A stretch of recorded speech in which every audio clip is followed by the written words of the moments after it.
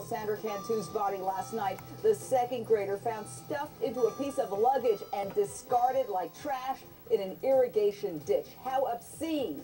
I am back with Jean Casarez, a legal correspondent for the network In Session. Jean, what is the very latest? Well, this missing persons investigation has now turned into a murder investigation, and the suitcase that migrant workers found, law enforcement has been combing the area for over a week now, but it was the migrant workers, the irrigation workers, that went to this pond. They were going to drain it for irrigation purposes. They are the ones that found that suitcase. They are the ones that did not open it, but called law enforcement.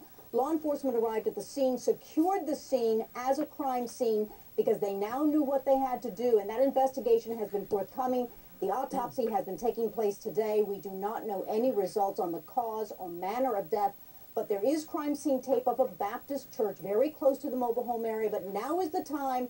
Investigators, police are putting together the puzzle pieces, which may end up in the district attorney's hands for formal charges. Now, you mentioned the autopsy. We know that the child was missing for 10 days before that suitcase was discovered. We also know that that suitcase was submerged in a pond. So obviously one of the issues is going to be the condition of this poor child's body. That's true, and we don't know what the condition is. Now, we have heard that the clothes are on the child, but you know what I think is interesting, forensically speaking, and also possibly intentional murder interesting, is the fact that her Hannah Montana flip-flops are said to have still been on her feet. That shows me, Jane, an intentional act by someone to try to dispose of every single bit of evidence that could have been linked to this little girl. And I have to say, you and I have both covered so many violent crimes, and I've been saying on this show, enough.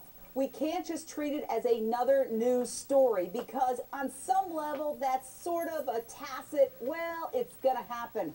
And I think we, as media, as a society, need to stand up and say, enough. This is unacceptable, and we would like to envision a world where this cannot happen, because in order to achieve something, you first have to imagine it. That's right. And when you think about the mobile home park, where everyone knows everyone, it's really a secluded environment. It's not just a neighborhood that anybody can drive up in, one would think. Then you have to say, well, what are police doing right now? The search warrants that have been executed, the crime scenes, and there can be multiple crime scenes in this case. I think we can develop what you're saying, Jane, as we go along this investigation and find out who they ultimately will find in charge. Yes, we need justice in this case. We need to find the monster who did this, or the monsters, and put them away. And we also need to look at our society and find out what is so sick about it that we have this cancer of child after child, usually girls, being killed. It's sick. Thank you, Jean. Come back soon. We are all hoping for swift justice for Sandra Cantu, and I'm hoping we can make some changes in our culture that lead to less violence, especially against helpless children. Turning now to yet